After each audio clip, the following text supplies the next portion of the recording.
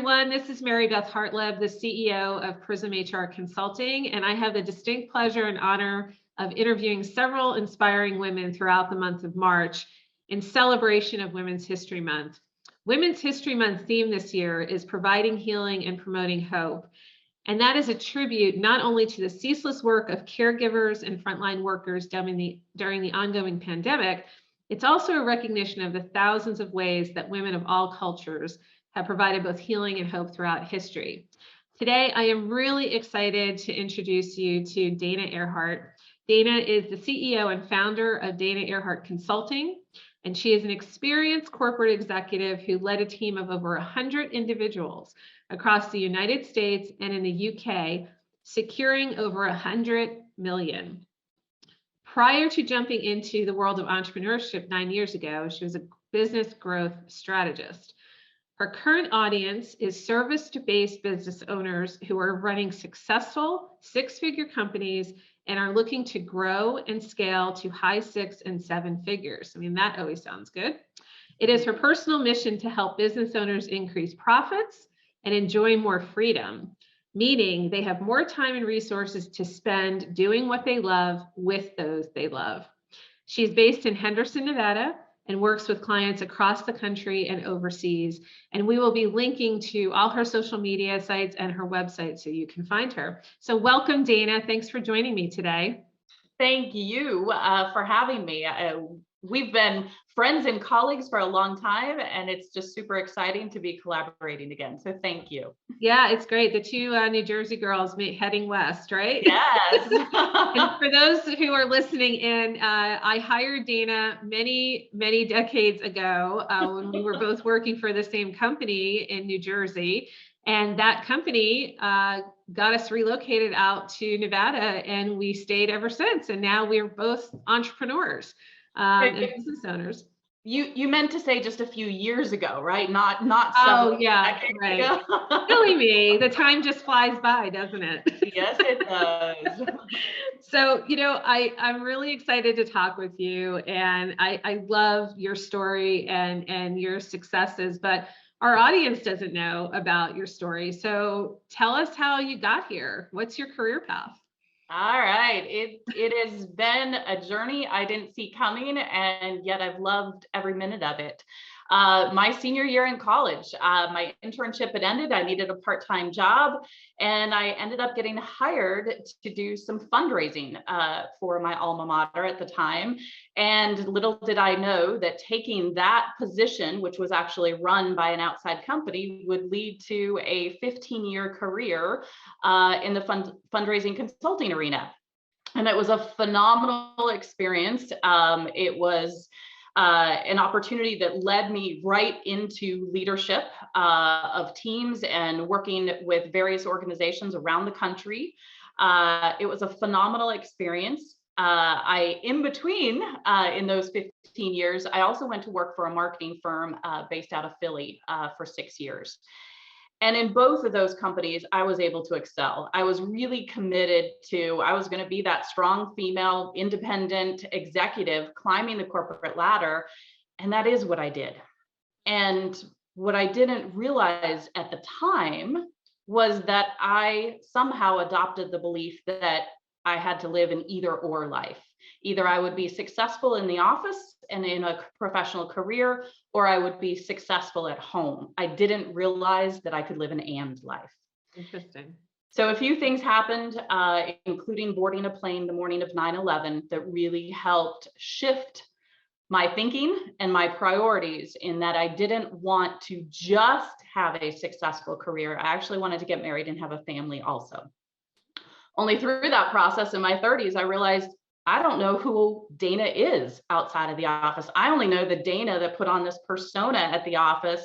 And I don't want to say it was a persona in that it wasn't me. It's just I was so focused on the work. If you asked me what I like to do outside of work, I didn't know what my answer was. And so my 30s became that quest of really figuring out, who am I? What do I like to do? How can I be a more well-rounded Dana? And ultimately create that and life. And so I say that I got to my 40s and I finally was living part of that and life of really creating success in business and at home, and have a beautiful son who's now 10. And I will say it's been an evolution. Started my business, as you said, 9 years ago. And I continue to evolve and appreciate that now that I know it's possible to live an and life, I actually get to practice living that and life on a daily basis. And that's part of what fuels me into what I do today. That's an amazing story. And I think, one of the themes and the similarities that have come out of doing these interviews is that no one really expected or knew where they were going to land today. Mhm. And it's never like this straight linear path. It's always, I didn't know if I took this job, it would introduce me to this person or this experience. And so I think that's really interesting. And I think, one of the takeaways from that is to be really open, be open to people who enter your life for a variety of different reasons, be open to different opportunities, and, take each experience for what it is. I mean, for me, I've really found that it's almost like a building block scenario for me in terms of where I started and how I got to where I am today. And I think all the women that I'm speaking with as part of this project, very similar stories. And so to that end, I mean, tell us more about what you do now. What is your company all about? Great. And I love to add on to what you just said. I think I also started thinking like, okay, this is the path. You go to college, you get a job, you grow in your career, that's what you do. And I learned from a mentor years ago that when you start as a child, we're always curious. And somehow we move into adulthood and it's so easy for that curiosity to disappear. And I'm really excited that in my late 40s, I started learning how to be curious again. And that really helps you keep those doors open to where the path will lead and to what opportunities pop up. And so certainly it was the curiosity and the being open that led me to the business I'm in now.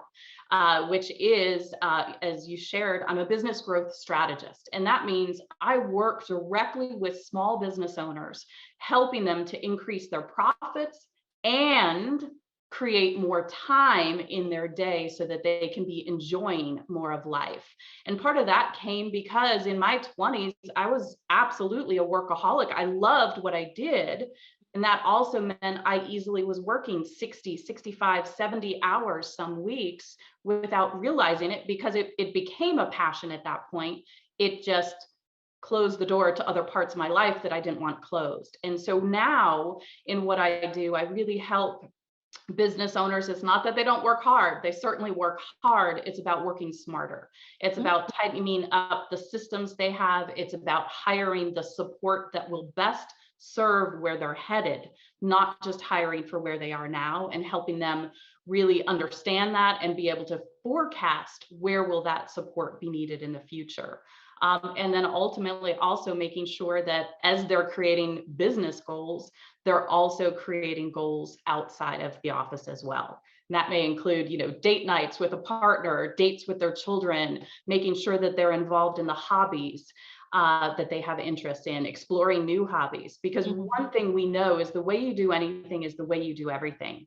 And the more well-rounded, the more joy-filled, the more happy you are as an individual, the higher you show up on a daily basis, the higher version of you shows up. And that's where new results are created. That's great. And I completely agree with you. I think there's some kind of a mentality. I remember in my younger years that, you're going to pick this profession and that's who you are and that's your whole identity and that's what you're going to be. And you lose sight of all these other interests that you had, during the pandemic.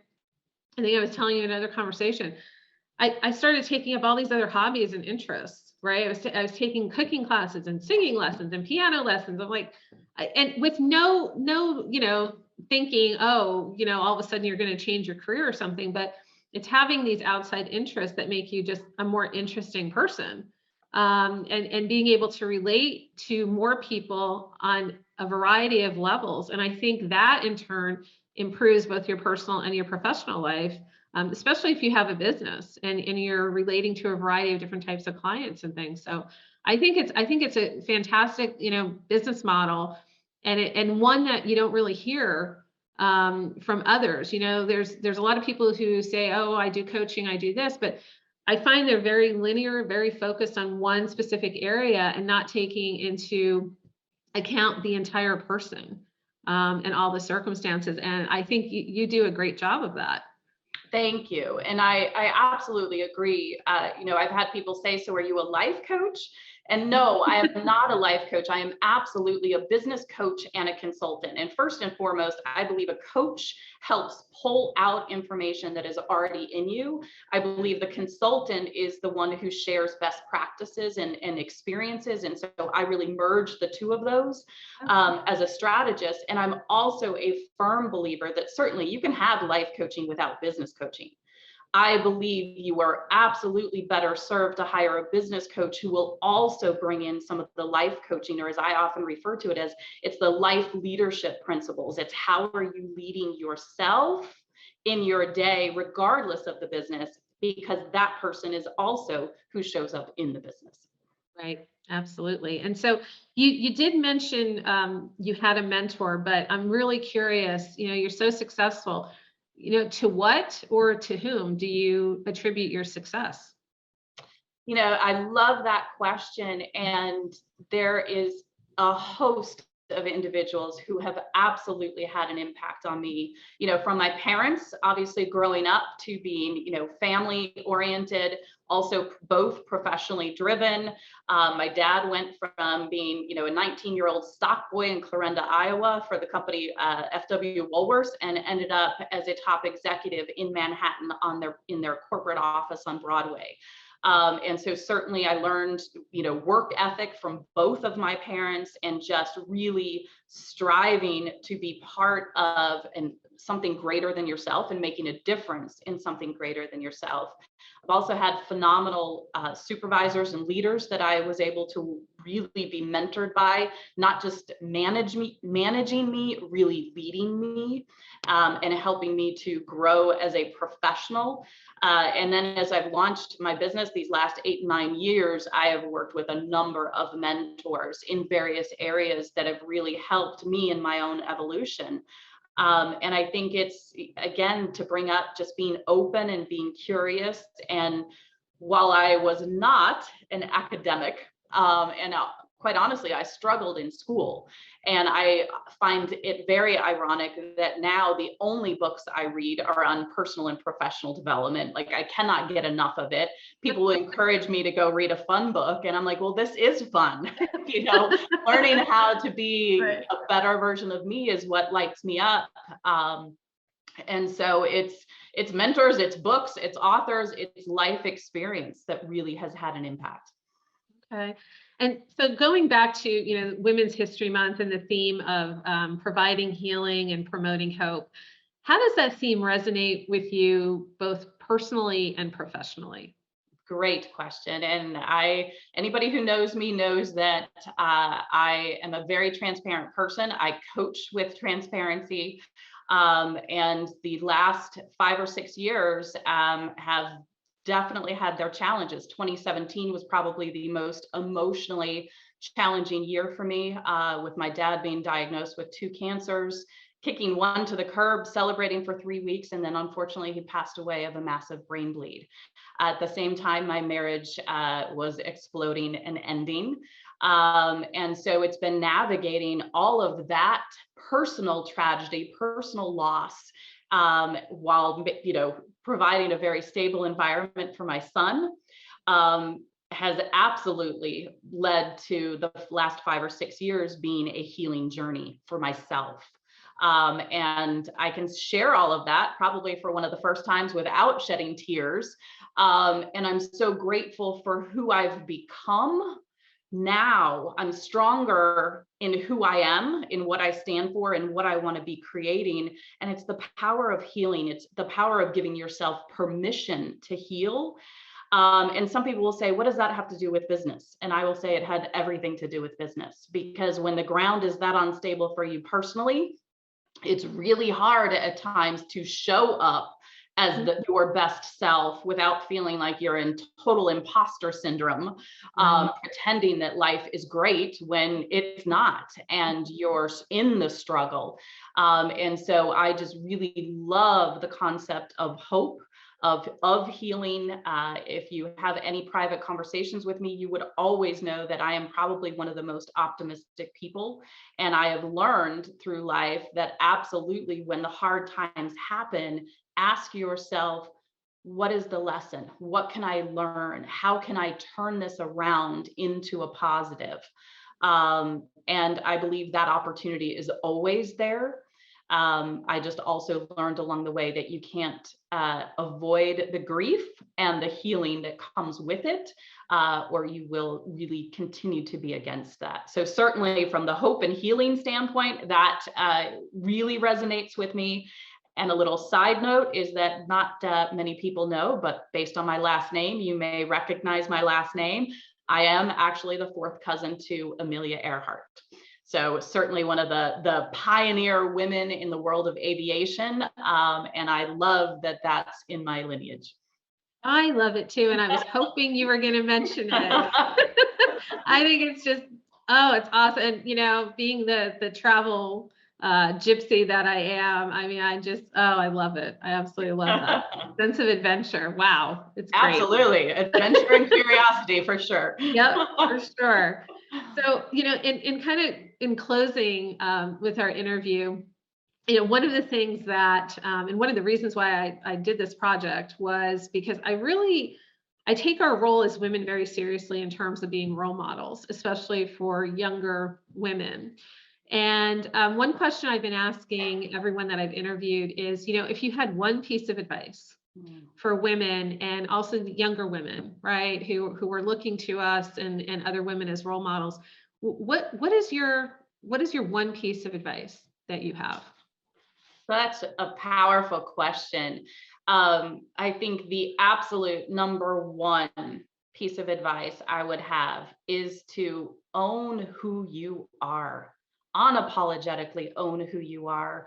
And that's not something I had in my 20s, because it was absolutely, especially in the corporate arena, I was always looking to, who do I need to be like in order to succeed? And of course, in the corporate world 30 years ago, it was fairly male dominated. And so it also brought out all of the masculine tendencies and characteristics of me, which is part of why I floundered in my 30s, because I didn't know how to find that balance of feminine and masculine, where if I had just owned who I was along the way, unapologetically, understand that the right people would be attracted to me, and I would attract the right people in my life, both professionally and personally. And it's just never sell yourself out, because every single individual has value to bring to this world. That's fantastic, and a great way for us to close out our interview. I wish we had more time. I know you and I could talk for hours. I think our last was 5 hours or so. It Like was. we met, right? It was. Yes, it was quite the happy hour. Yes, it was. It turned into much longer than happy hour. But hey, Dana, I know how busy you are, but I really appreciate you taking time out to support this project and share some wisdom with us today. If you liked our interview, please like, share, comment, spread the word about our Women in History series, and we'll see you again soon. Thank you. Thank you. Bye-bye.